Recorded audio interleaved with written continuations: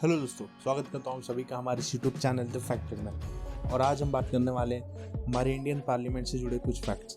तो चलिए शुरू करते हैं। हमारे इंडियन पार्लियामेंट की पहली नींव रखी गई थी 12 फरवरी 1921 में और ये बनकर तैयार हुआ था जनवरी 1927 में। पूरे 6 साल लगे थे इसे बनने में और 83 लाख का टोटल कॉस्ट था इसको बनाने में। और ये जब बनकर तैयार हुआ तो हम सब जानते हैं इसका शेप सर्कुलर है, जो कि कंटिन्यूटी का सिंबल है और ये दर्शाता है कि power will remain and never and.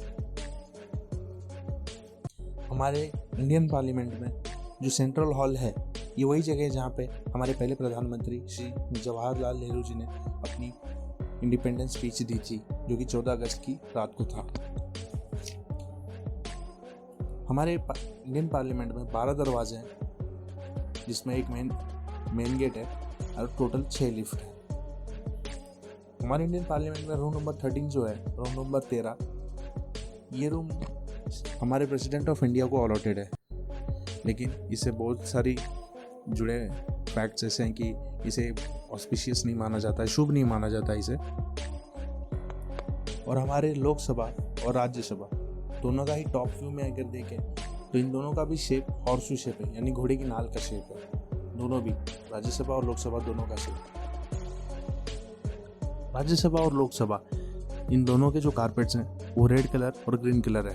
Rajya Sabha का कारपेट रेड कलर इसलिए क्योंकि ये राज्यसभा का राजसी गौरव दर्शाता है और साथ ही जितने भी हमारे स्वतंत्र सेनानी हैं उनके बलिदान को दर्शाता है। और लोकसभा का कारपेट हरा कलर इसलिए है क्योंकि ये दर्शाता है कि जितने भी मेंबर्स लोकसभा में हैं ये सारे खुद भारत की जनता ने ही चुने हुए हैं और सारे के सारे ग्रास रूट लेवल से आए हैं। और साथ ही ग्रीन कलर हमारे एग्रीकल्चर लैंड को भी रिप्रेजेंट करता है।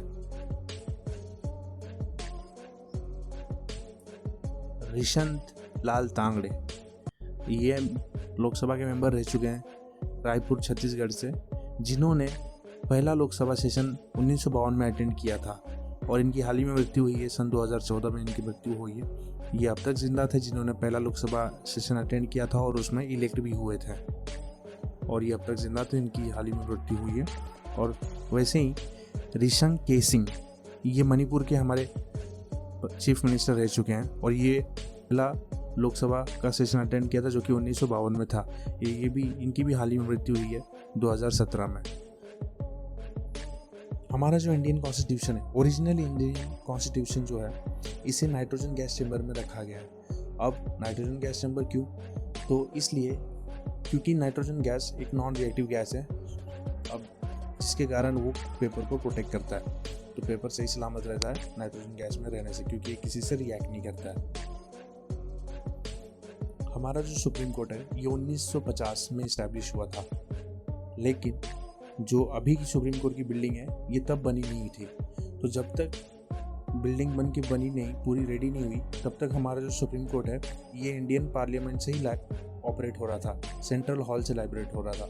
यानी पूरे 8 साल जब तक सुप्रीम कोर्ट की बिल्डिंग नहीं बनी थी तब तक सुप्रीम कोर्ट इंडियन पार्लियामेंट से ऑपरेट हो रहा था। 1958 में सुप्रीम कोर्ट इंडियन पार्लियामेंट से नई सुप्रीम कोर्ट की बिल्डिंग में शिफ्ट हो गया था, क्योंकि हमारी प्रेजेंट सुप्रीम कोर्ट की बिल्डिंग है। इंडियन पार्लियामेंट में जो लाइब्रेरी है ये इंडिया की सेकेंड लार्जेस्ट लाइब्रेरी है, क्योंकि और पहला दर्जा जाता है नेशनल लाइब्रेरी कोलकाता को, जहाँ पे 22 लाख किताबें हैं। और उसके बाद जो सेकेंड लार्जेस्ट लाइब्रेरी है इंडिया की वो इंडियन पार्लियामेंट में है। अब लास्ट लेकिन बहुत ही इंटरेस्टिंग फैक्ट, जब भी भारत का बजट पेश होता है उसके पहले एक हलवा सेरेमनी होती है। ये हलवा सेरेमनी इसलिए होती है कि बहुत लोगों ने अपनी जी जान लगा दी रहती है बजट बनाने में, और जब बजट बनता है उस दौरान जितने भी स्टाफ और मेंबर्स हैं वो अपने घर नहीं जा सकते, क्योंकि कोई भी इंफॉर्मेशन लीक नहीं होनी चाहिए। यहाँ तक भी उनके फ़ोन भी डिसकनेक्टेड रहता है, उनका रहना खाना पीना सब इंडियन पार्लियामेंट में ही रहता है। तो जब तक बजट ना बन जाए वो घर नहीं जा सकते। इसलिए इनकी कड़ी मेहनत को रिकग्नाइज करने के लिए जब बजट बन जाता है तो एक हलवा सेरेमनी होती है जिसमें इन सबका मुँह मीठा किया जाता है और उसके बाद बजट पेश होता है, फिर ये अपने घर जा सकते हैं। तो ये थे हमारे कुछ इंटरेस्टिंग फैक्ट्स जो कि हमारे इंडियन पार्लियामेंट से रिलेटेड थे। अगर आप सबको ये पसंद आया है तो प्लीज़ चैनल को सब्सक्राइब कीजिए और वीडियो को लाइक कीजिए। Thank you.